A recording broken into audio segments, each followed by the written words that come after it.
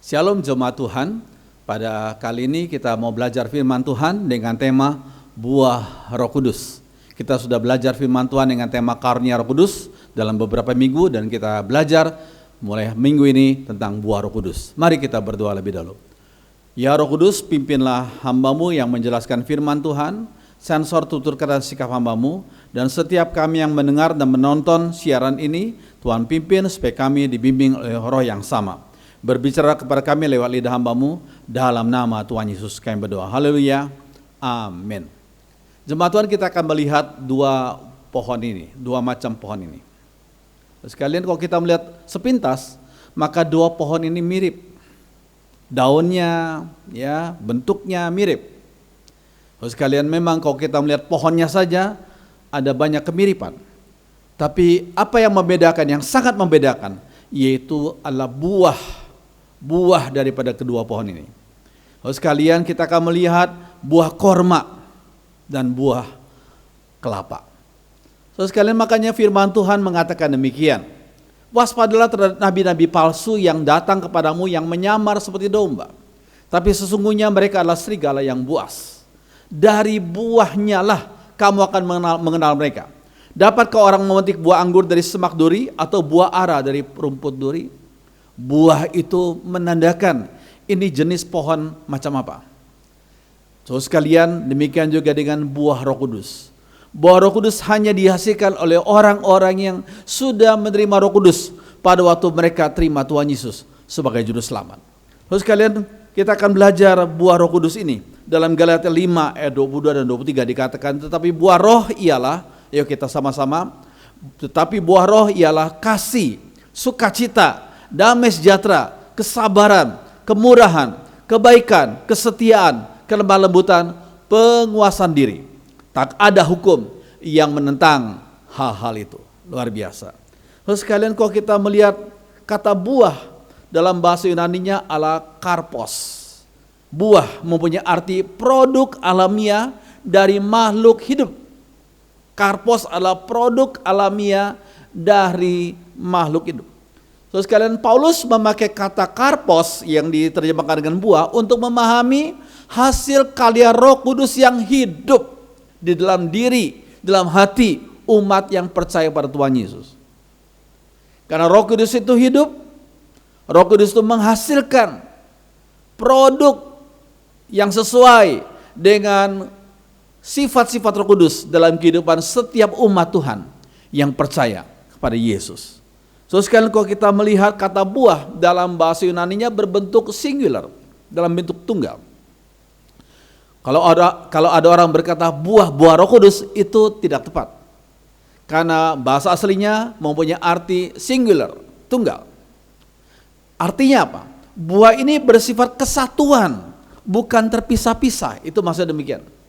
Jadi kalau kita belajar buah Roh Kudus, tidak bisa kita berkata, oh si A itu punya buah kasih, si B itu punya buah kesetiaan, si C punya buah damai sejahtera, si D punya buah penguasaan diri. Tidak, itu namanya terpisah-pisah. Seperti karunia Roh Kudus itu memang terpisah-pisah.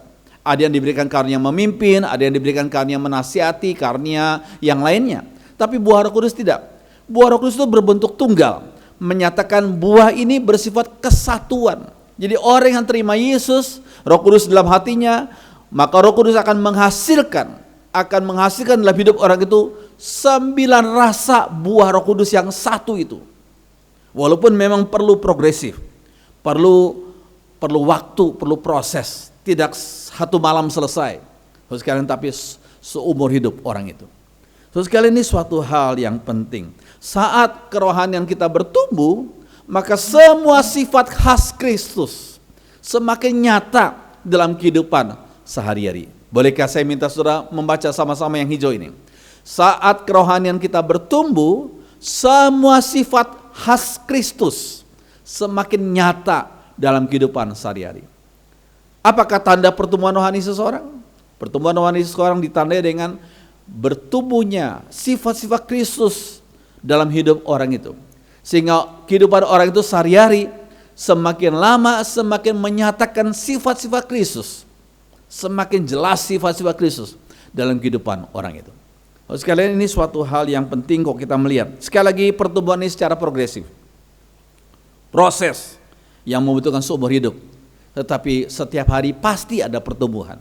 Mungkin orang itu tidak menyadari, tapi temannya yang tidak ketemu 10 tahun, pas ketemu, oh baru sadar, oh kamu sudah berubah loh. Sudah banyak perubahan.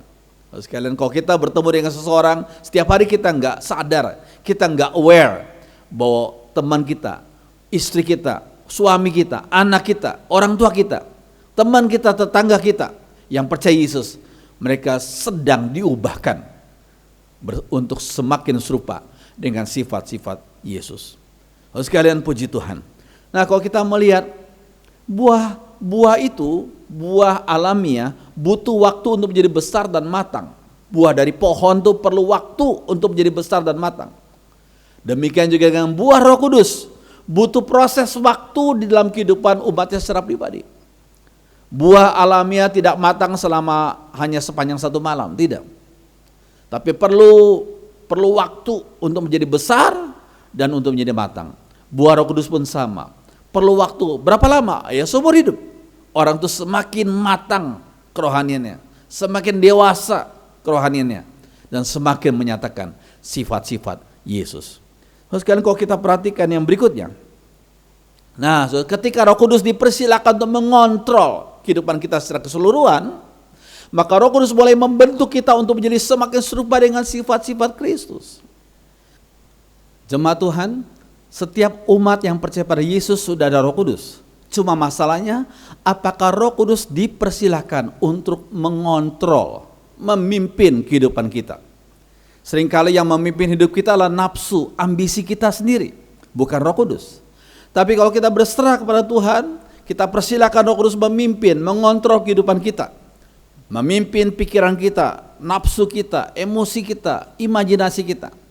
Maka Roh Kudus akan membentuk kita, mengarahkan kita, agar kita menjadi orang-orang yang mempunyai sifat-sifat Kristus dalam hidup kita sehari-hari.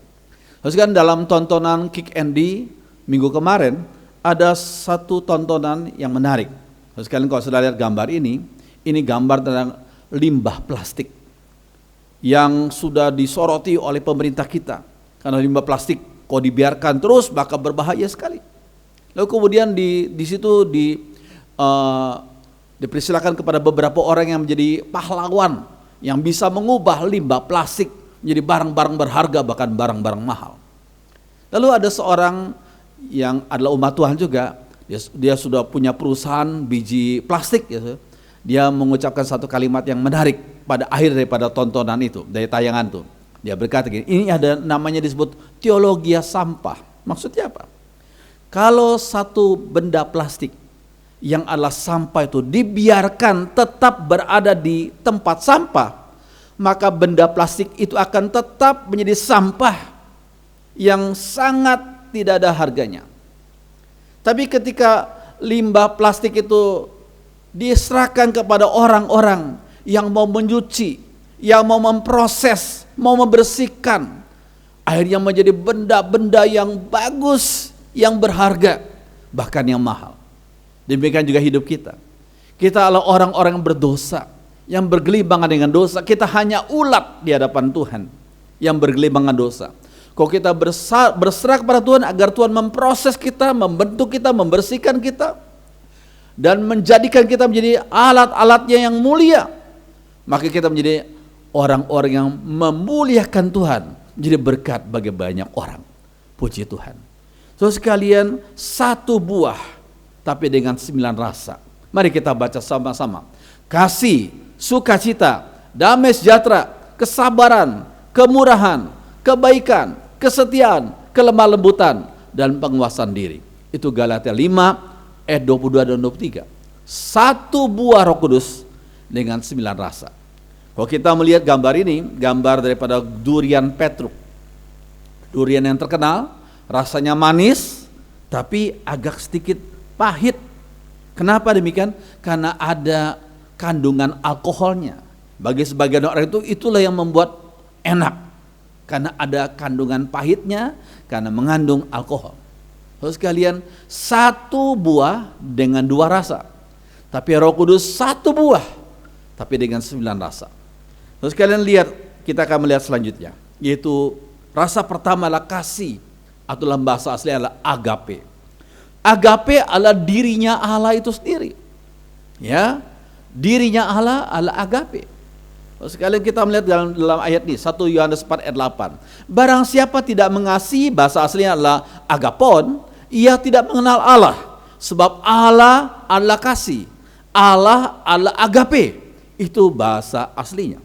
So sekalian, kalau kita melihat gambar ini gambar matahari yang bersinar, yang di tengah bulan yang lebih kecil daripada bumi, apalagi dibanding matahari, jauh lebih kecil. Ya, bulan itu tidak punya sinar. Kalau kita melihat bulan purnama, bukan berarti bulan itu punya sinar.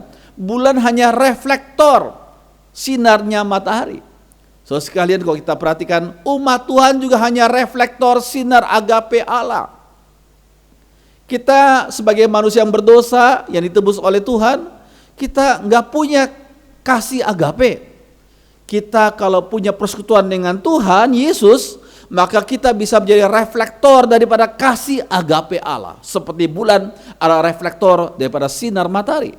Ya, saudara sekalian, itulah daripada kehidupan kita sebagai orang percaya, kita hanya sebagai reflektor, ya, daripada sinar kasih agape dari Allah.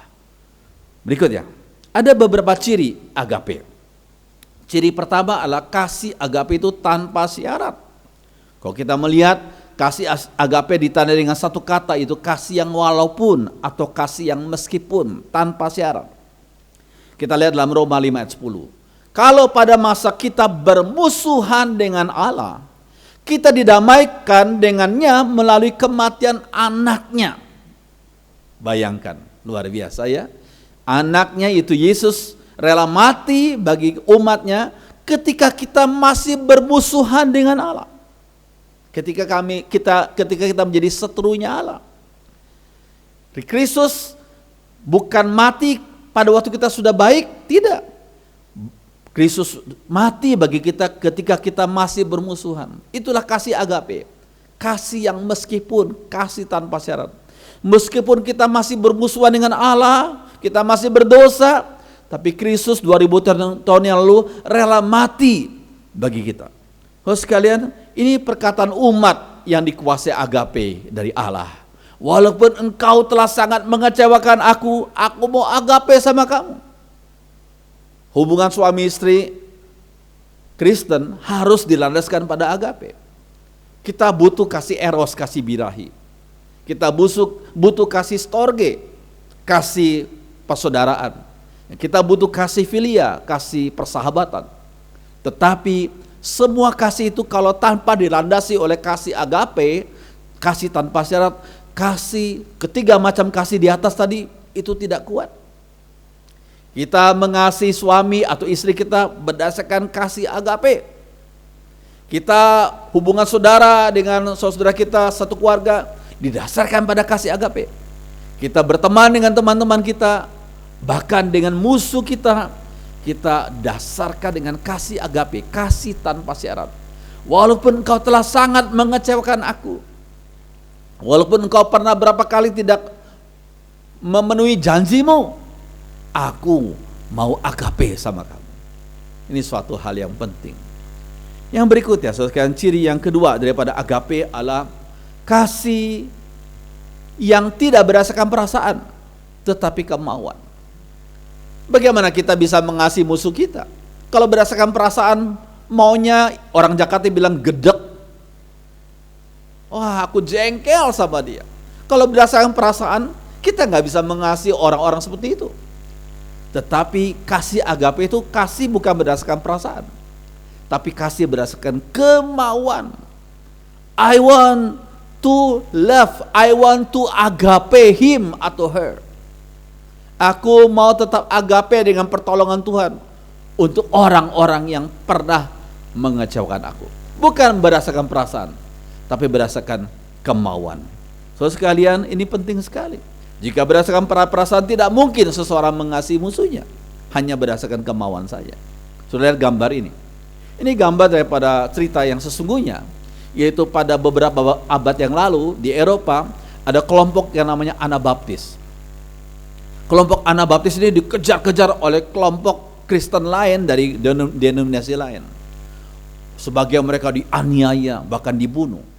Nah, ini kejadiannya pada waktu itu musim salju, di mana sungai-sungai tertutup sama salju, semuanya beku.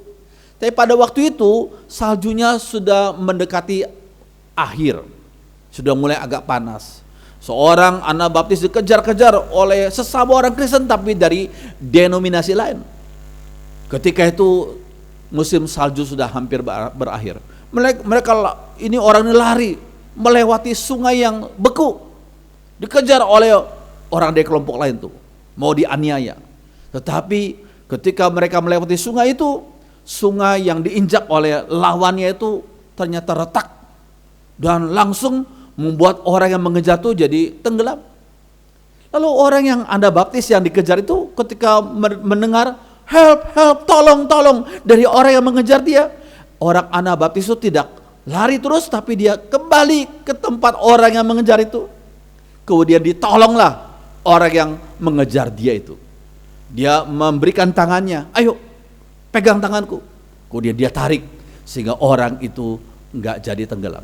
Sedangkan teman-teman yang di belakang kita lihat saudara sekalian hanya nonton saja. Teman-teman daripada orang yang mengejar itu hanya nonton saja.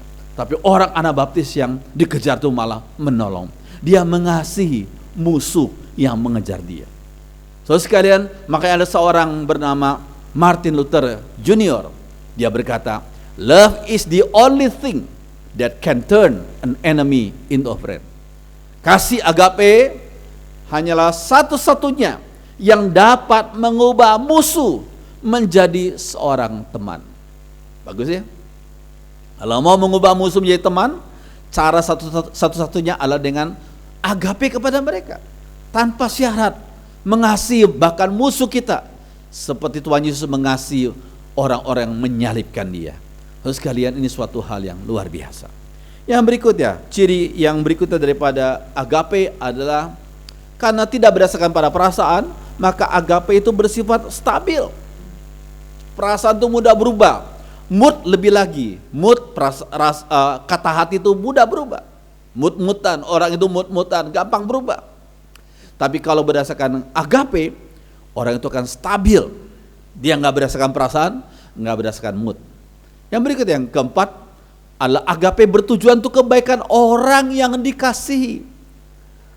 Orang yang mengasihi orang lain tapi dengan tujuan dirinya sendiri agar dia terpilih dalam pilkada, dalam pemilu, maka dia berbuat baik pada orang beberapa kampung itu, kasih makan mereka, kasih nasi kotak segala macam, supaya kalian semua itu pilih aku ya jadi anggota DPRD atau anggota DPR. Itu adalah untuk kebaikan orang yang memberi. Tapi agape tidak. Walaupun aku tidak dapat apa-apa, aku tidak dikenal oleh orang, gak apa-apa. Aku tetap mau melayani, mau menolong orang itu untuk tujuan kebaikan orang yang aku tolong. Itulah agape.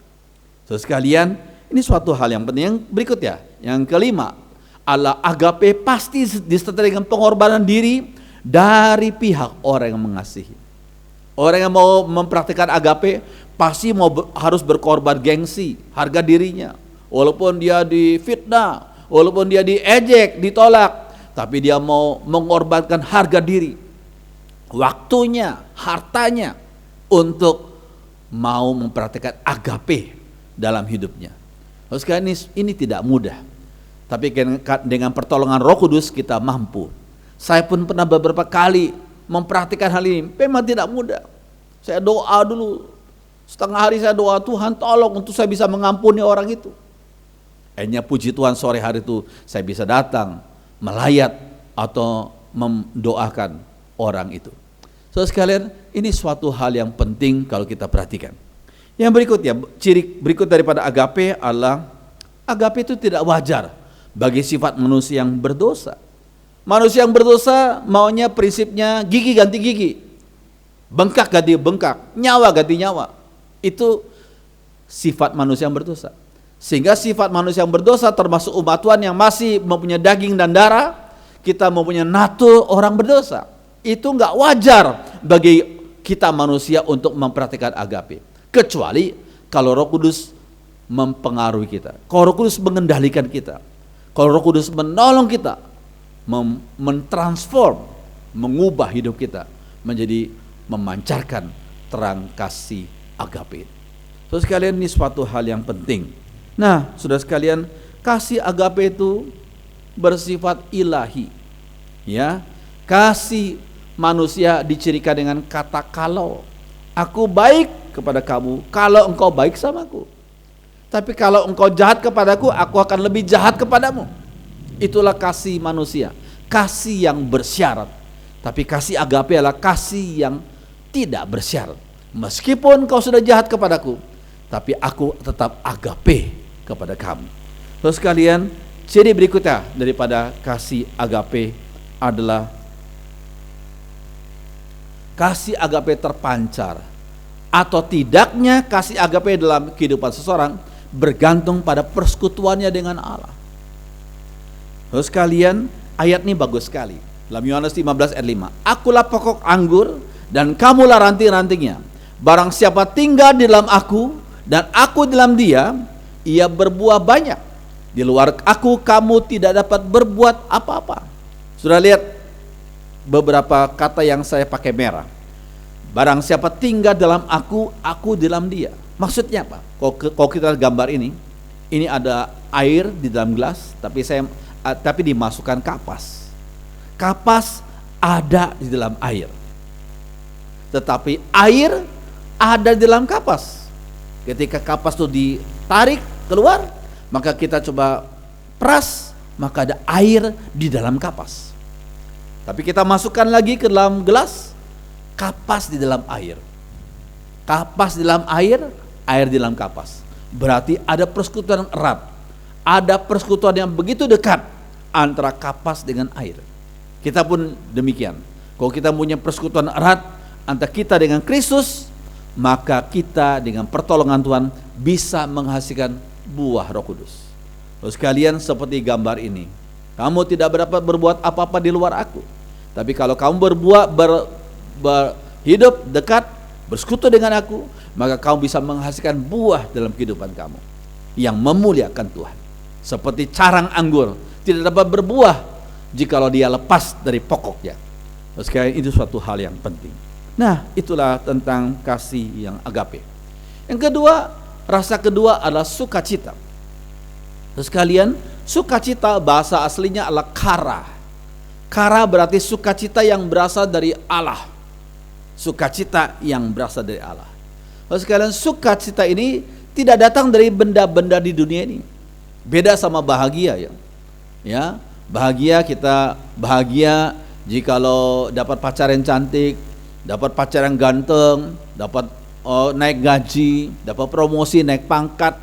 Itu kebahagiaan kita datang dari benda-benda yang di dunia ini, atau kejadian-kejadian yang di dunia ini. Sukacita tidak demikian. Sukacita tidak datang dari benda-benda di dunia ini, tetapi sukacita berasal dari Allah. Sukacita ini tidak terpengaruh dari situasi di sekitar kita, entah situasi nyaman atau tidak nyaman, tapi karena Allah yang bekerja dalam diri kita melalui Roh Kudus ya, kita bisa menghasilkan sukacita. Itu Roh Kudus bekerja dalam hati kita, kita bisa mengalami sukacita dalam hati.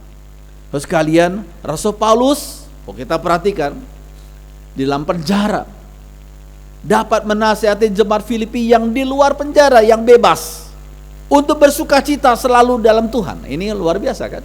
Firman Tuhan berkata, bersukacitalah saudara-saudara dalam Tuhan. Sekali lagi kukatakan, bersukacitalah. Ya, mungkin kita bingung kalau kita menengok atau membesuk orang yang di penjara, kita yang berusaha menghibur mereka yang di dalam penjara supaya mereka terhibur. Tapi ini terbalik. Roh Kudus, Rasul Paulus sedang di dalam penjara, tapi justru dia menuliskan surat kepada jemaat Filipi yang di luar penjara. Dia berkata, bersukacitalah senantiasa dalam Tuhan. Sekali lagi kukatakan, bersukacitalah. Kenapa demikian? Sekali lagi, karena sukacita atau kara di sini itu asalnya dari Allah yang bekerja dalam hati, tidak terpengaruh oleh situasi apapun yang terjadi di sekitar kita, baik nyaman maupun tidak nyaman, seperti yang dialami oleh Rasul Paulus. Yang berikutnya saudara sekalian. Nah, sukacita yang dari Tuhan muncul dari dalam hati seseorang yang dikuasai Roh Kudus. Yuk kita baca sama-sama kalimat ini. Sukacita yang dari Tuhan muncul dari dalam hati seseorang yang dikuasai Roh Kudus. Roh Kudus harus menguasai dia, menguasai hatinya, sehingga menghasilkan sukacita. Terus sekali kalau kita perhatikan, kesenangan dunia ini berasal dari luar diri seseorang. Yaitu dapat barang, dapat kenaikan gaji, kenaikan pangkat. Ya saudara sekalian, kesenangan dunia ini berasal dari luar diri seseorang. Tetapi sukacita dari Roh Kudus berasal dari dalam hati seseorang, di mana Roh Kudus bekerja dalam hati kita. Itu hal yang penting sekali. Nah, kalau kita perhatikan yang berikut ini gambar daripada bunga mawar yang asli, bunga mawar yang alamiah. Kalau kita mencium, maka dari dalam bunga mawar itu keluar wangi. Wangi bunga mawar yang asli itu keluar dari dalam dirinya. Itu bunga mawar yang asli. Tapi bunga mawar yang plastik, kita cium, kok nggak ada wanginya. Kecuali kalau kita ambil parfum, kita kecerotkan, maka ada wanginya. Tapi wanginya itu dari luar. Ketika ada parfum yang kita kecerotkan kepada bunga mawar plastik itu beda. Bunga mawar yang asli wanginya muncul dari dalam, karena memang itu bunga mawar yang hidup. Kalau bunga mawar plastik lain. Demikian juga dengan sukacita surgawi, sukacita yang dari Roh Kudus bekerja dalam hati setiap umat Tuhan, akhirnya memancarkan sukacita dalam hidup orang itu. So sekalian, ini penting. Yang berikutnya, kalau kita bertanya, bagaimana bisa muncul sukacita dalam hati? Bagaimana sih bisa muncul sukacita dalam hati, khususnya dalam masa-masa seperti ini? Apakah masih ada sukacita dalam hati umat Tuhan? Yang pertama, karena Roh Kudus berada dalam hati setiap umat Tuhan yang percaya kepada Yesus. Roh Kudus bukan hanya ada pada orang yang punya karunia bahasa lidah. Roh Kudus bukan hanya pada dari pemimpin jemaat yang adalah pendeta, bukan. Tapi bagi setiap orang yang percaya pada Yesus, ada Roh Kudus dalam hatinya. Cuma masalahnya, apakah orang itu mempersilakan Roh Kudus menguasai hatinya, menguasai hidupnya. Cuma kita perlu ingat, bagaimana bisa mengalami sukacita dalam hati? Karena Roh Kudus berada dalam hati setiap umat Tuhan yang percaya pada Yesus. Yang kedua, bagaimana bisa mengalami sukacita dalam hati? Umatnya mempersilakan Roh Kudus menguasai hati dan moodnya. Itu penting. Let the Holy Spirit rule upon your heart and upon your mood. Ini penting. Yang berikutnya, percaya akan motivasi yang baik dari Tuhan di balik kejadian-kejadian yang menyakitkan. Jangan pernah kita curiga sama Tuhan. Tuhan, kok kejadian yang jelek terjadi dalam hidupku? Jangan-jangan kau punya niat jahat kepada hidup keluarga kami. Jangan pernah terbersit pikiran seperti itu. Tuhan gak pernah punya niat jelek kepada umatnya. Selalu motivasi yang baik bagi umatnya. Walaupun yang kita alami mungkin seperti buruk, tapi akhirnya akan baik. Sekali ini penting sekali. Jadi kalau kita percaya bahwa Tuhan selalu punya motivasi yang baik dalam hidup kita, maka kita harus, sehingga kita bisa timbul sukacita menghadapi berbagai macam tantangan yang menyakitkan itu. Ini penting. Yang berikutnya saudara sekalian, bagaimana kita bisa mengalami sukacita dalam hati? Karena percaya akan kuasa Tuhan yang melampaui segala rencana jahat manusia. Manusia yang berdosa, teman-teman kita mungkin, saudara kita mungkin bisa mempunyai niat jahat kepada kita. Bisa, itu terjadi. Itu yang dialami oleh Yusuf, yang pernah diperlakukan buruk oleh saudaranya sendiri. Tetapi Yusuf yang pernah dijual menjadi budak belian, yang pernah dipenjara walaupun dia tidak salah, tapi akhirnya Tuhan angkat dia dalam kemuliaan menjadi Perdana Menteri orang Mesir. Dan Yusuf berkata kepada saudaranya, dia berkata begini, ayo kita baca sama-sama ya. Kalian telah bermufakat untuk berbuat jahat kepada saya, tapi Allah mengubah kejahatan itu menjadi kebaikan, supaya dengan yang terjadi dengan dahulu itu, banyak orang yang hidup sekarang dapat diselamatkan. Luar biasa ya. Lihat huruf-huruf merah itu. Allah mengubah kejahatan menjadi kebaikan. Yuk kita baca sama-sama yang merah itu. Allah mengubah kejahatan menjadi kebaikan. Allah tuh kreatif, Allah kuasanya luar biasa, bisa mengubah yang jahat sekalipun jadi kebaikan. Sehingga kalau kita percaya pada hal ini, maka hati kita bersuka cita menghadapi berbagai macam tantangan, kesulitan, penyakit, pandemi seperti ini. Kita mau punya sukacita yang dari Tuhan. Oh, puji Tuhan. Yang berikutnya, yang ketiga, yang terakhir untuk minggu ini terakhir, yaitu rasa ketiga, yaitu damai sejahtera. Nah, sekalian, kata Yunani dari damai sejahtera adalah eirene, yang dalam konteks waktu itu digunakan untuk menunjuk pada dua keadaan. Eirene, keadaan pertama, keadaan nyaman yang dinikmati suatu negara di bawah pemerintahan yang baik. Ya, kalau pemerintahan yang baik, maka rakyat menjadi nyaman hidup. Ya, ini eirene. Yang kedua, konteks yang menunjuk pada pengaturan yang baik di dalam suatu kota atau desa. Ya, peraturan-peraturan yang dibuat adalah baik, bijaksana, nggak sembarangan. Ya, itu eirene juga. Itu konteks eirene, itu dua hal ini. Tetapi kata damai sejahtera dalam bahasa Ibraninya adalah shalom. Sekalian, shalom itu seringkali diucapkan oleh sesama umat Tuhan. Shalom, shalom, shalom. Saudara, kata ini punya arti yang luar biasa indah. Hanya satu kata tapi punya makna yang dalam. Yaitu apa? Aman, sehat, selamat dari mara bahaya, rasa tenang, damai dengan sesama, damai dengan Allah, dan tidak ada perang. Luar biasa kan? Hanya satu kata tapi punya makna yang dalam. Aman, sehat, selamat dari mara bahaya, rasa tenang, damai dengan sesama, damai dengan Allah, dan tidak ada perang. Oh, luar biasa. Ya, shalom itu jangan malu kita ucapkan di depan orang-orang dari kepercayaan lain, sebab ini maknanya dalam dan indah sekali. Jadi makna shalom itu mencakup aspek pribadi, sosial, rohani, dan jasmani. Ada aspek pribadinya, sosialnya, rohaninya, tapi juga jasmaninya. Jadi itu shalom. Terus sekalian, ini hal yang penting sekali. Nah, kalau kita melihat dalam Yohanes 14 ayat 27, Tuhan Yesus pernah berkata begini. Yuk kita baca sama-sama. Damai sejahtera ku tinggalkan bagimu, damai sejahtera ku berikan kepadamu. Dan apa yang kuberikan tidak seperti yang diberikan oleh dunia kepadamu. Janganlah gelisah dan gentar hatimu. Dari ayat ini Tuhan Yesus memberitahukan kepada umatnya, memang dunia bisa memberikan damai sejahtera. Cuma damai sejahtera yang Yesus berikan kepada umatnya berbeda, tidak seperti yang diberikan oleh dunia. Saya bilang damai sejahtera yang Yesus berikan kepada umatnya itu damai sejahtera yang unik, yang berbeda dengan damai yang diberikan oleh dunia ini. The unique peace, damai sejahtera yang unik, berbeda dengan yang dunia ini. Kalau kita perhatikan, apa sih makna damai sejahtera yang unik itu yang Yesus berikan? Yang pertama adalah damai sejahtera yang Yesus berikan tidak sebatas perasaan, tidak sebatas feeling, tetapi damai sejahtera dengan Allah karena dosa kita diampuni. Oh, luar biasa.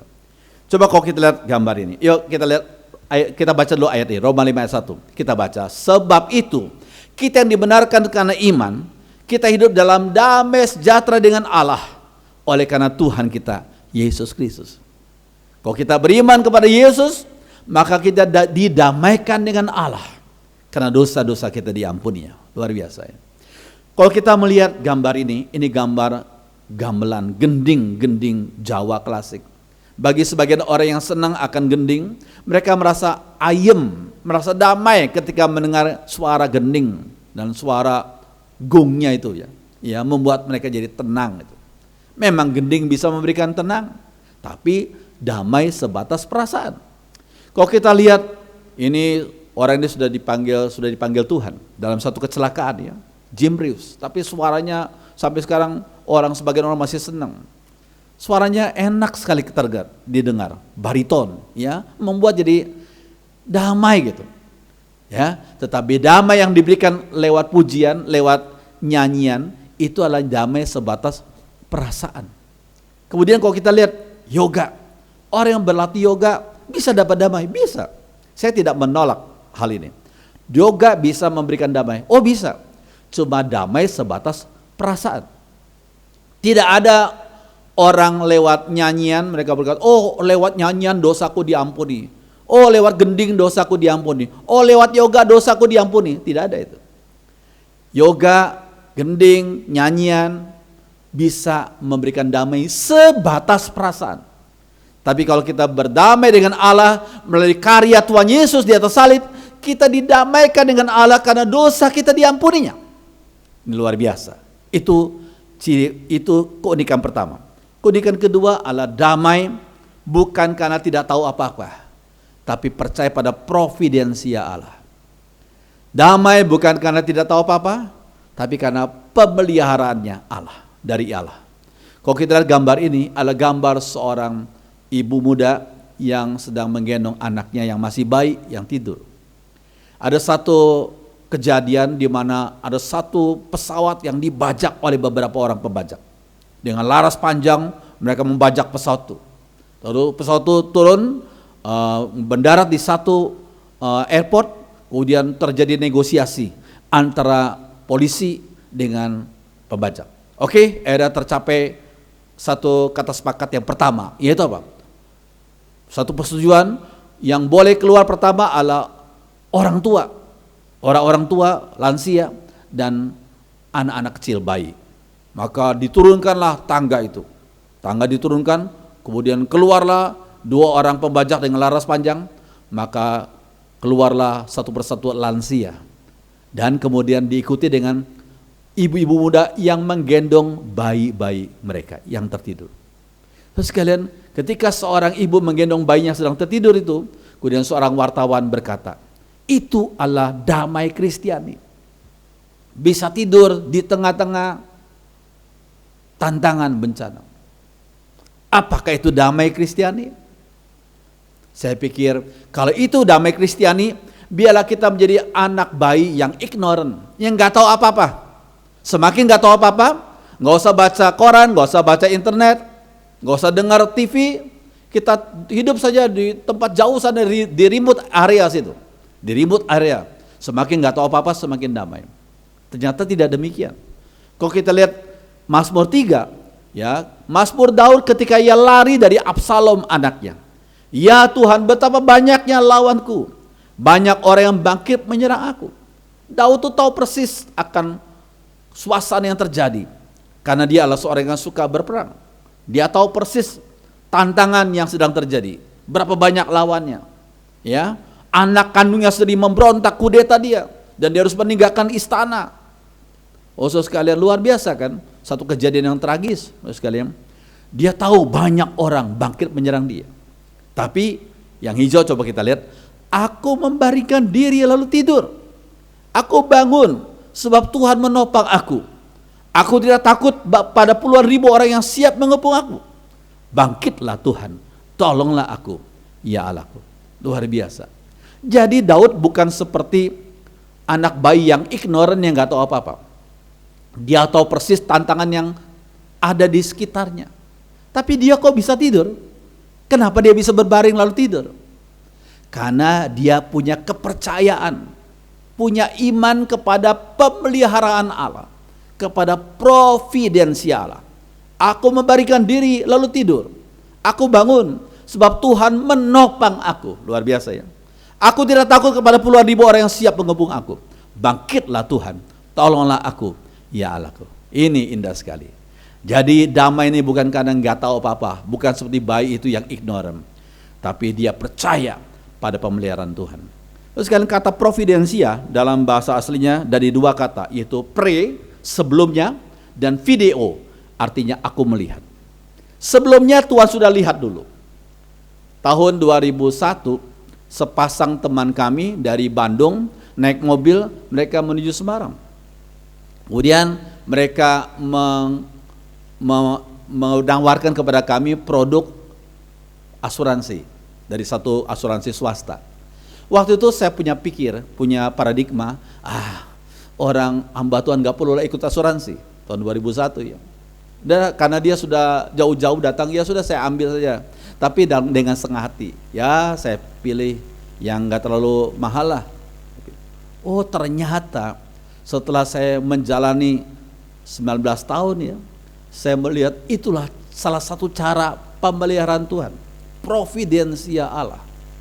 Setelah kami mengambil produk itu, kami nggak tahu ternyata Tuhan pakai produk itu bisa memberikan semacam dukungan uang masuk bagi kedua anak kami untuk kuliah.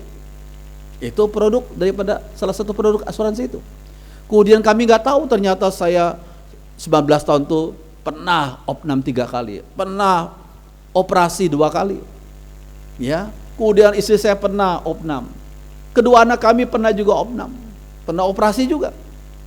Dan itu di cover oleh produk asuransi. Saya bilang puji Tuhan, puji Tuhan.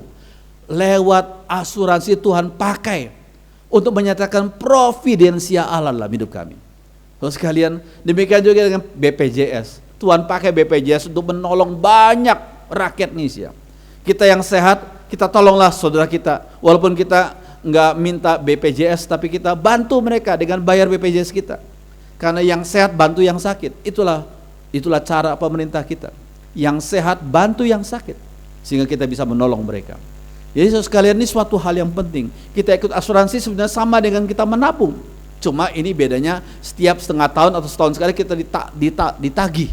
Jadi seperti dipaksa gitu untuk menabung untuk masa-masa yang sedang mengalami kesulitan nih. Terus kan ini suatu hal yang penting. Allah tuh menyatakan pemeliharaannya seperti Daud dipelihara di tengah-tengah masalah dan musibah yang terjadi. Yang berikutnya, yang C adalah damai, bukan karena lari dari masalah, tapi mengalahkan tantangan.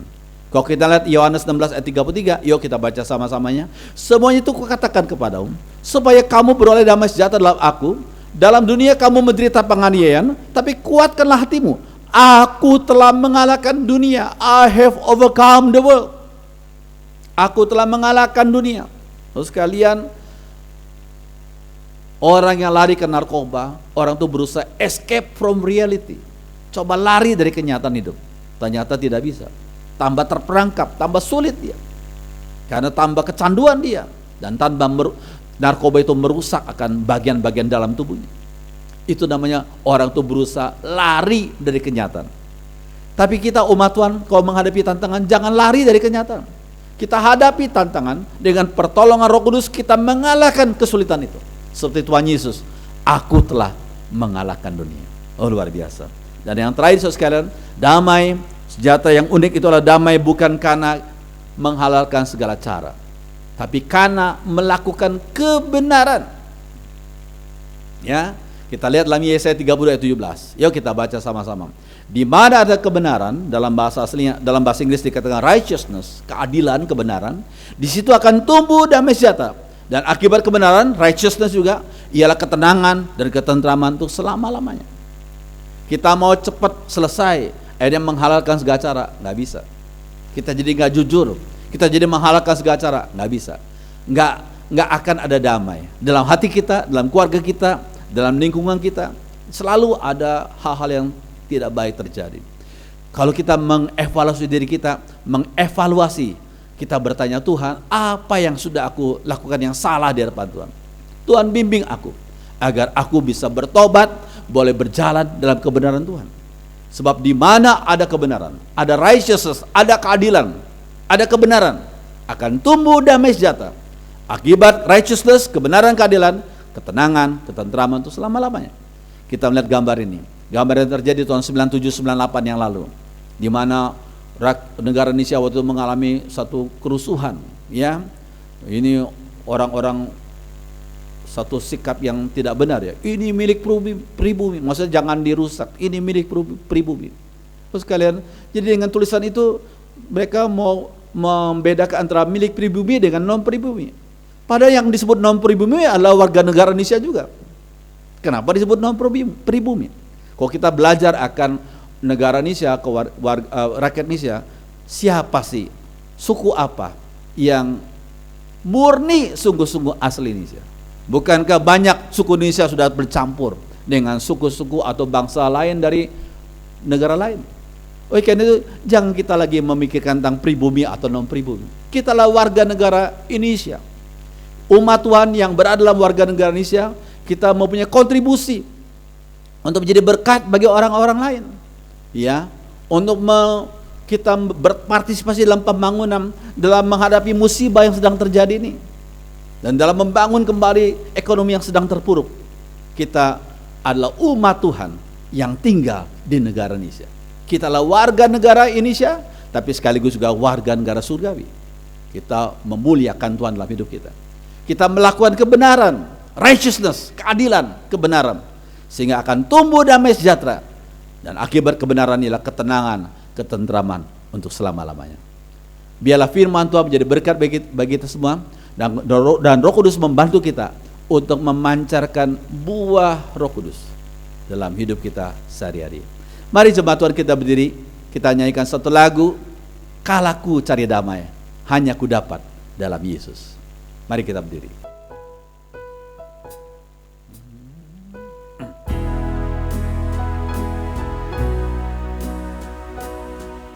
Kalaku cari damai, kalaku cari damai, hanya ku dapat dalam Yesus. Kalaku cari ketenangan, hanya ku temui di dalam Yesus. Tak satu pun dapat menghiburku, tak seorang pun dapat menolongku. Hanya Yesus jawaban hidupku. Bersama Dia, bersama Dia hatiku damai, walau dalam lembah kekelaman. Bersama Dia hatiku tenang, walau hidup penuh tantangan. Tak satu pun dapat menghiburku, tak seorang pun dapat menolongku. Hanya Yesus jawaban hidupku. Kalaku cari damai, kalaku cari damai, hanya ku dapat dalam Yesus. Kalaku cari ketenangan, hanya ku temui di dalam Yesus.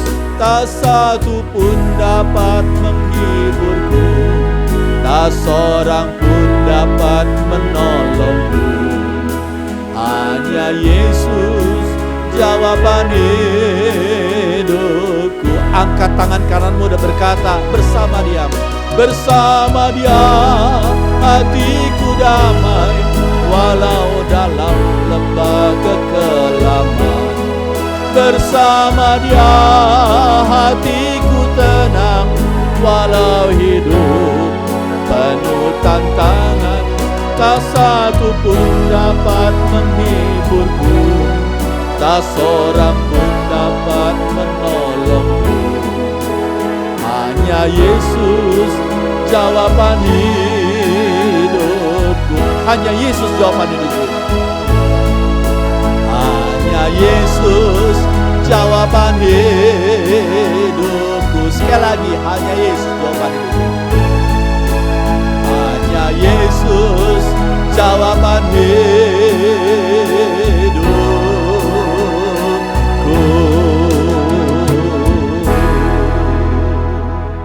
Kami bersyukur untuk Tuhan Yesus yang sudah rela mati dan bangkit bagi kami. Kami bersyukur untuk Roh Kudus yang tinggal dalam hati kami, yang menghasilkan buah Roh Kudus yang kami sudah pelajari. 3 rasa buah Roh Kudus. Tolong kami untuk bisa memancarkan sinar kasih agape.